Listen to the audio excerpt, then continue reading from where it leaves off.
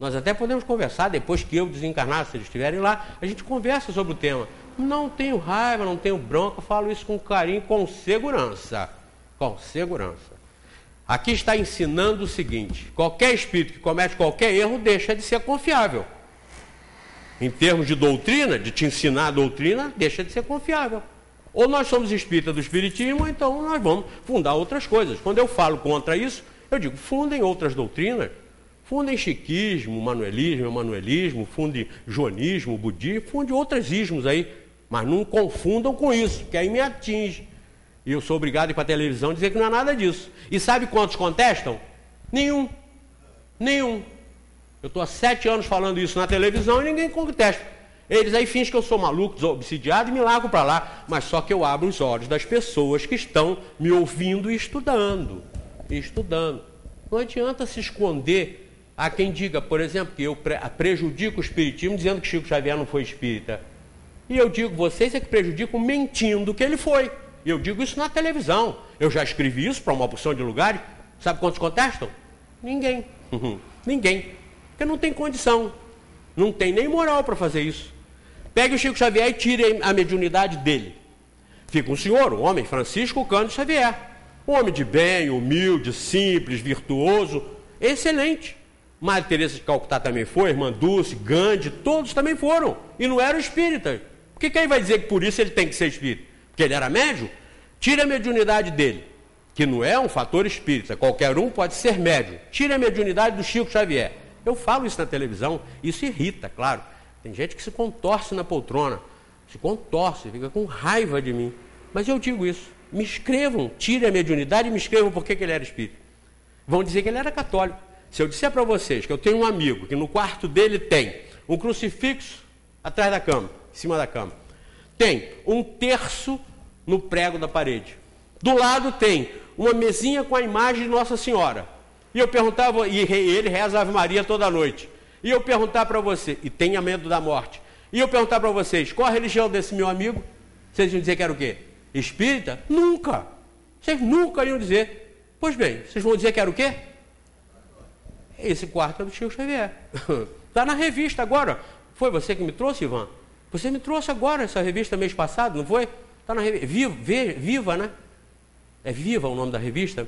Está na revista. Uma entrevista que foi feita com o filho dele e que mostrou a fotografia do quarto. Verdade ou não é, Ivan? Está lá a fotografia.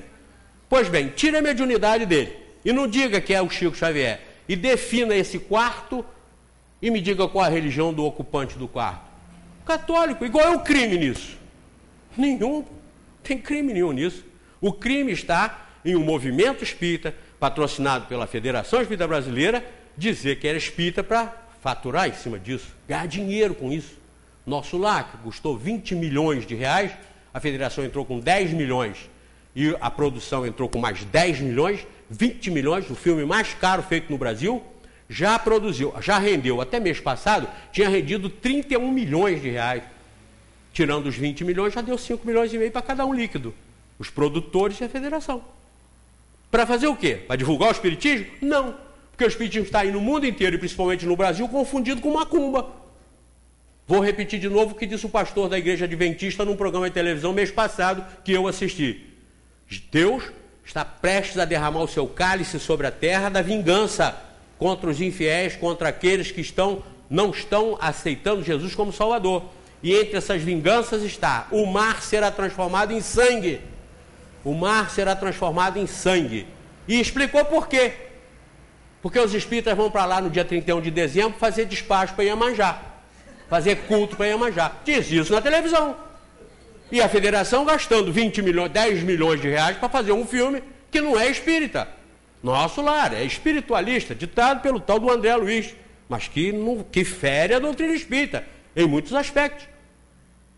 Então a federação, ao invés de esclarecer o mundo, e particularmente o Brasil, do que é o espiritismo, por isso a Luau veio aqui, fez essas imagens, essas tomadas aqui, filmou lá em cima a escola para estudo do espiritismo para a infância, para a adolescência, filmou lá fora, para mostrar o que é um centro espírita. É isso que está aqui.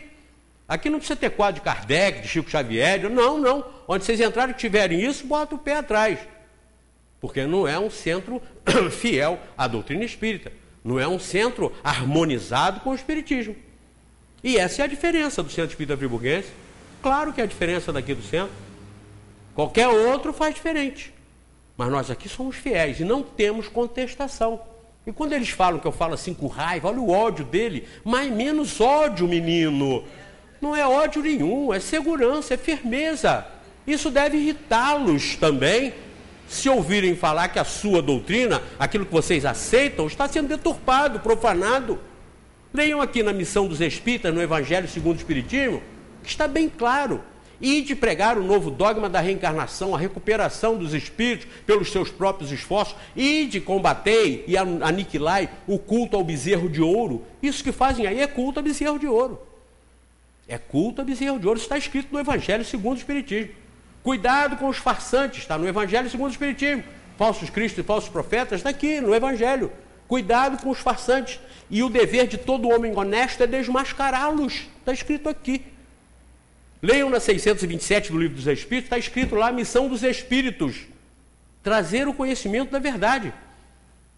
E deixar os indivíduos que usam a religião como a capa para ocultar suas torpezas, deixá-los desmoralizados.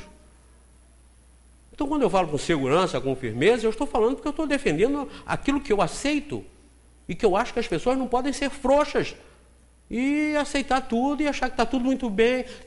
Quantas vezes me disseram isso quando eu vinha na minha carreira aí de 40 anos passados, parece que eu não tenho essa idade, mas tenho. Quando eu vinha 40 anos passados, falavam, José Manuel, deixa isso para lá, José Manuel. Seja mais evangelho, Jesus nos perdoa. É a mesma história que está por aí, que não resolve nada nisso aqui. Só atrapalha o mundo.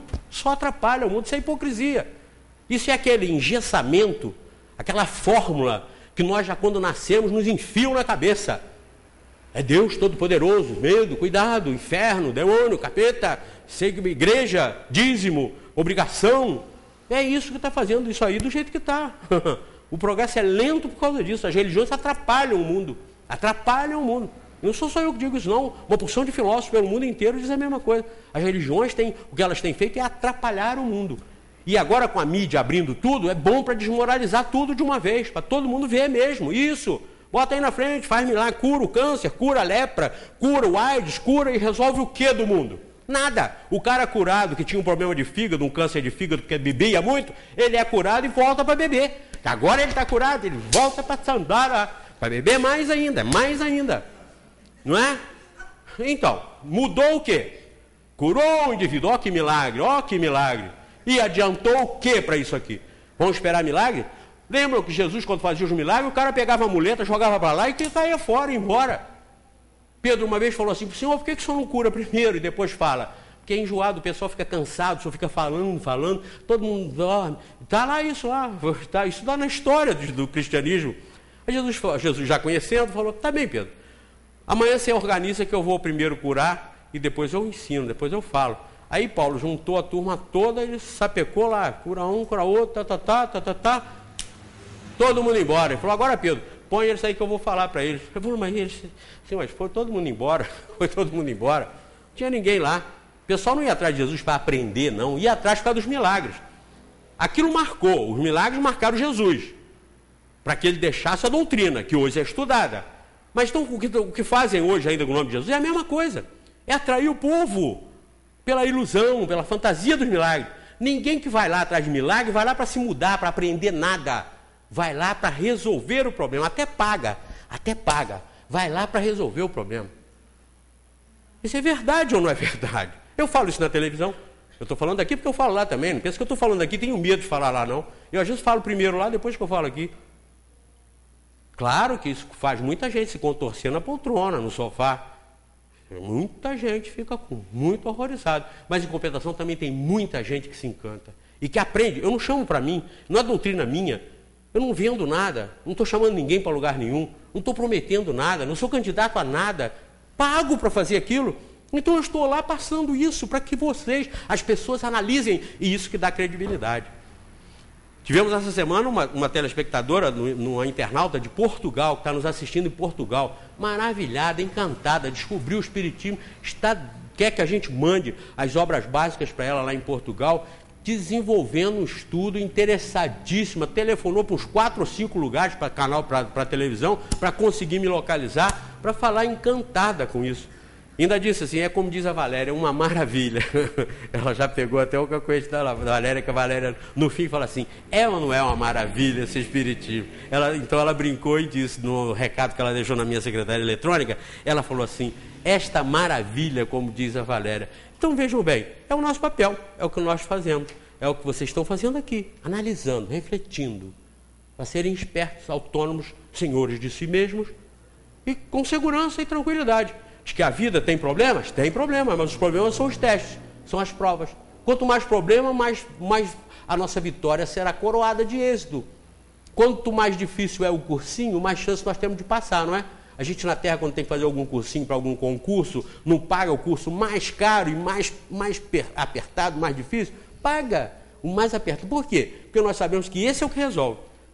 O outro que dá o diploma, se você pagar, você nem vai lá, porque não interessa, você quer passar. E para passar você tem que ter um curso sério. O Espiritismo é assim, nos mostra a realidade. As provas, as expiações, o sofrimento que nós estamos passando, as dificuldades que nós estamos tendo e vamos continuar tendo, nós temos que saber superá-las. E se a gente entender dessa forma como ensina o Espiritismo, nós vamos superar com muito mais facilidade. Queridos, nosso tempo já estourou. Muito obrigado pela atenção, uma boa noite. E as filmagens que foram feitas aí, elas foram feitas todas de lá para cá, viu? Para não... Alguma coisa ele fez daqui. Ele fez também? Mas depois acho que edita, né? Isso não depois ele vai editar. E aí vocês acompanhem na televisão que vai passar. Essa é da Luau. Essa que teve aqui hoje é na Luau. E o nosso programa que eu faço na Foco, é na Focus, canal 20, amanhã às 9 horas e domingo também às 9 horas. Muito obrigado e até a próxima. É isso aí, né? Bom, nós já fizemos o sorteio do livro. Aliás, a próxima é domingo, né? É domingo, domingo sou eu também. Não, é esse, né? Agora, dia 31, inclusive com eleição. Vamos votar com consciência, né? É importante cada um de nós nos posicionarmos bem. É o grande momento da caridade. Caridade inteligente, é saber votar. Porque a política, normalmente, é a infecção. A miséria, a desgraça e a corrupção é a febre. É a febre. A febre não é a doença. A doença é a infecção. Então, é nessa votação que a gente tem que ser mais esperto e inteligente possível para cumprir de acordo com a nossa consciência com o melhor papel. Votar no que é mais seguro, no que é menos corrupto, no que é menos vulnerável. Nós é que temos que fazer o julgamento. Em quem é problema nosso. Mas nós temos que votar com consciência. Anular voto e votar em branco não é muito legal não, porque eu acho que isso só é válido para quem estava lutando e batalhando para mudar o sistema. Quem era candidato, quem foi candidato. Marina se neutralizou. Por quê? Ela lutou e teve uma proposta, teve uma postura, teve uma posição. Então, ela tem todo esse direito. Não, então eu estou nula, eu estou fora disso. Eu me neutralizo nisso. Agora, nós que não oferecemos a nossa própria vida, o nosso próprio sacrifício para mudar, nós então temos sim que optar. Ou esse ou aquele ou esse, mas nós temos que ter cuidado. Porque promessa todo mundo faz, né? Promessa é a coisa mais boba e mais tola. Eu até quando vejo assim, vamos discutir propostas, isso é irrelevante. Porque vocês sabem que proposta todo mundo faz, depois ninguém cumpre. Isso é irrelevante. Eu acho que o que é relevante é conhecer o que envolve o problema, o que envolve o candidato, a candidata, as avaliações que nós temos que fazer é da segurança em se fazer alguma coisa de bom, ou em se evitar as coisas piorarem mais ainda. Então, que a gente faça a nossa opção, mas com inteligência, porque isso é caridade, porque quem se relaxa nisso depois vai cuidar dos abandonados, dos deserdados, dos desgraçados na vida, porque lá em cima estão roubando todo o dinheiro que era para resolver o problema social. Então, assistência social já é o reflexo da falta de ação e de tratamento da infecção, que aí gera a febre, que são os problemas sociais.